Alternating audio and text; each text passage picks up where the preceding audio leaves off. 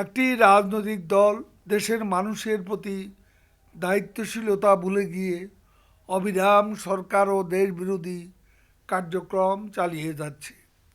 তারা আন্দোলন এবং নির্বাচনে ব্যর্থ হয়েছে বারবার।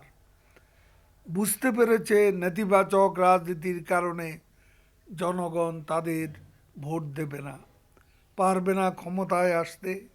এটা বুঝতে পেরেই তারা বেছে নিয়েছে ষড়যন্ত্রের পথ।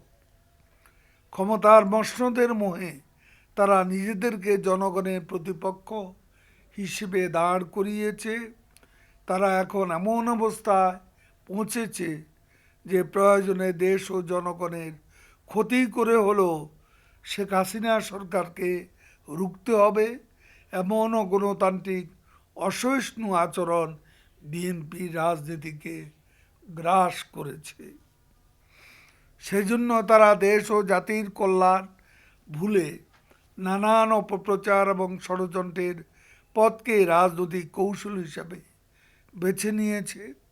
একদিকে তারা অপপ্রচারে বিনিয়োগ করছে, অপরদিকে ধোয়া তুলসী পাতা সেজে আবার ব্যাখ্যা দাবি করছে।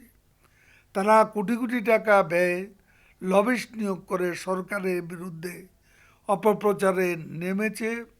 আমরা বিএনপিকে অপরাজনীতি পরিহার করে জনগণের জন্য রাজনীতি করার আহ্বান জানাচ্ছি। পাশাপাশি এটাও মনে করিয়ে দিতে চাই, নির্বাচন ছাড়া গণতান্ত্রিক ব্যবস্থা সরকার পরিবর্তনের কোনো সুযোগ নেই। তাই ষড়যন্ত্রের পথ ত্যাগ করে জনকল্যাণের রাজনীতি করুন।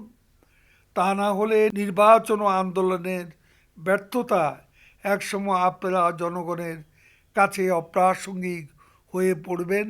আল জাজিরার অপপ্রচারে আমাদের দেশে জনগণ বিভ্রান্ত হবে না। জনগণ অপপ্রচারের বিপরীতে শেখ হাসিনার উন্নয়নের রাজনীতির সুফল ভোগ করছেন। শেখ হাসিনা সরকার দুর্নীতি ও অনিয়মের বিরুদ্ধে কঠোর অবস্থানে। অনিয়ম দুর্নীতি রুখতে শেখ হাসিনার কাছে দলীয় পরিচয় আর নিজস্ব কোনো লোক মুখ্য নয়। নিজ দলের নেতা কর্মীদেরও তিনি ছাড় দেননি। তা যিনি যত প্রভাবশালী হন, কেউই আইনের ঊর্ধ্বে নন। অনিয়মের বিরুদ্ধে শেখ হাসিনার স্পষ্ট এবং কঠোর অবস্থানকে প্রশ্নবিদ্ধ করতে বিএনপি তাদের সহযোগীদের নিয়ে বিদেশে মাটিতে বসে নতুন ষড়যন্ত্র করছে। অপকর্মকারী কেউ শেখ হাসিনার মানুষ হতে পারে না। তার কাছে কারো কোনো অপকর্মকারীর প্রশ্রয় নেই। কোনো সিন্ডিকেটের কাছে শেখ হাসিনা নিজেকে জিম্মি করেননি। এদেশের রাজনীতিতে গত 50 বছরে বঙ্গবন্ধু পরিবারই সততার সাহসের প্রতীক। তাই শেখ হাসিনার সততা, দেশপ্রেম, কর্মনিষ্ঠাকে প্রশ্নবিদ্ধ করার অপচেষ্টা দেশের জনগণ দেশ বিরোধী ষড়যন্ত্র হিসাবে চিহ্নিত করবে। সরকার সকল দলের গণতান্ত্রিক অধিকারকে সম্মান করে। দেশে এখন এমন কোনো ইস্যু নেই বা আন্দোলনের কোনো বস্তুগত পরিস্থিতি নেই যা আন্দোলনের ক্ষেত্র তৈরি করতে পারে।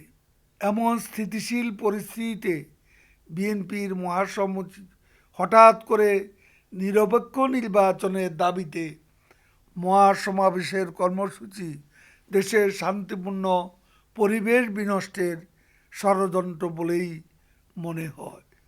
রাজনৈতিক কর্মসূচির নামে দেশে বিরাজমান স্থিতিশীল পরিস্থিতি বিনষ্টের যে কোনো অপপ্রয়াস বাংলাদেশ আওয়ামী লীগ রাজনৈতিকভাবে মোকাবিলা করবে।